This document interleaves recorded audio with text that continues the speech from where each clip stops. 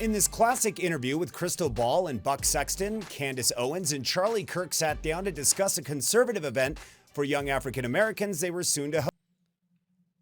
Yo, welcome back to Big Ant Reacts. Yo, what's up, baby? What's up? Yo, this is going to be really good because I love Candace and I love Charlie. They both speak some really good points, man. They really go against the lefts here. And I guess, according to the video, something gets crossed. I can't tell you what it is because me and you, we watching this together. So, with that being said, grab yourself a drink, hold up, and let me know what you guys think about some of this stuff in the comments, man. We'll stop and we'll go over a few of them as we go, all right? Let's go, baby. Can I just first ask, what is this event, and what are we going to be seeing the next couple of days here in D.C.? You know, we had received so much interest over a period of time in this sort of youth Black conservative movement, and it felt like we really wanted to harness the power and the opportunity and invite everyone to DC, first and foremost, to bring them to conservative ideas. A major hurdle that the Black community faces is not having the resources to get to different ideas and sort of being locked inside of a bubble. And having them listen to speakers that they perhaps haven't heard before, Dr. Ben Carson, Larry Elder, people who are routinely mocked in our community. So this is the first ever we love a good Ben Carson to do that in DC, and we're really excited that it's happening this weekend. In the past, the conversation was almost so intellectual that it was hard for people to digest and process and to understand. And because the left had won the culture war, it was easy for them to mock them, you know, to see a skit where perhaps Dr. Ben Carson or Dr. Condoleezza Rice are being mocked. And I think I'm a little more of a fighter, definitely in terms of starting my If you guys don't know who Candace Owens is, a fighter is so subpar for her. She is somebody that I would vote for presidency. She is so amazing. What an amazing person. Channel on YouTube and wanting it to be colloquial and wanting it to feel familiar, like you were talking to your brother and sister, and sort of taking back some of the turf that was lost on the culture war by making fun of people on the left in the same way that they make fun of us. I think that sort of helped bridge the gap and make people more interested in having the discussion. Does it bother you that there's no prominent African Americans in the White House? We have to stop believing in this illusion that because somebody is Black, they represent my interests. We learned that lesson via Barack Obama. I mean, he was... I didn't say it. I just didn't. It came straight from right here. We witnessed it together. In the White House for 8 years and didn't do much for the Black community. So I'm not interested in the color of people's skin. So I'm interested in what they do and what they accomplish. I'm really interested in your perspective. You know what's crazy though? You know, people will sit here and they will tell you otherwise. But the thing is people don't do their research. Nobody does their research at all. You have to do your research before you speak about it.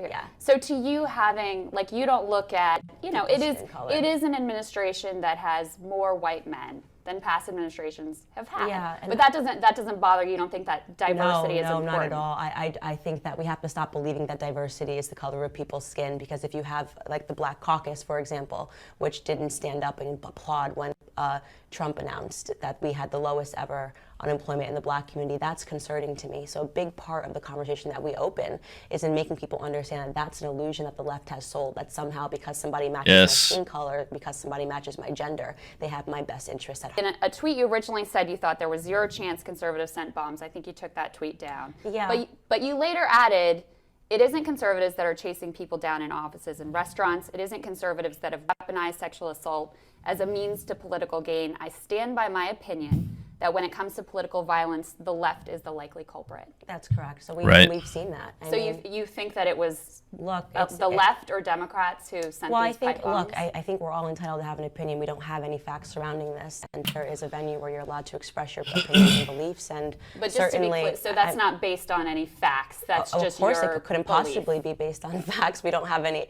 evidence other than the fact that they're investigating it. But I'll go to Candace's. I do want to finish this by just saying that it is my belief, when you take a look at the conversation, the things that have gone on and the increasing violence that's gone on, it has purely been a leftist tactic to stall things, delay the administration, and to fearmonger. So as a matter of opinion, I do believe that when we get to the resolution, the bottom of this, and we do have facts, we're going to say that this is orchestrated by the left, but by no means is that opinion rooted in any proof, because we don't have anything yet. I could certainly point to Charlottesville. I could point to other acts that happen. I could point to Dylan Roof. I mean, there's certainly acts of violence. Iowa instead of come Rutherford's from not a right. conservative. But do you That's see how far back you have to go to 19 do years that? ago. Charlottesville? Yeah, that's literally starting at the beginning of his administration. Look at Listen, all of the but things that's that have actually gone not, on. I don't want to have this debate because ugliness can come from both sides. No, I'm just saying that you brought But it. I do want to ask I you certainly am though. just answering the question. I mean, you've got a big platform, I do. right?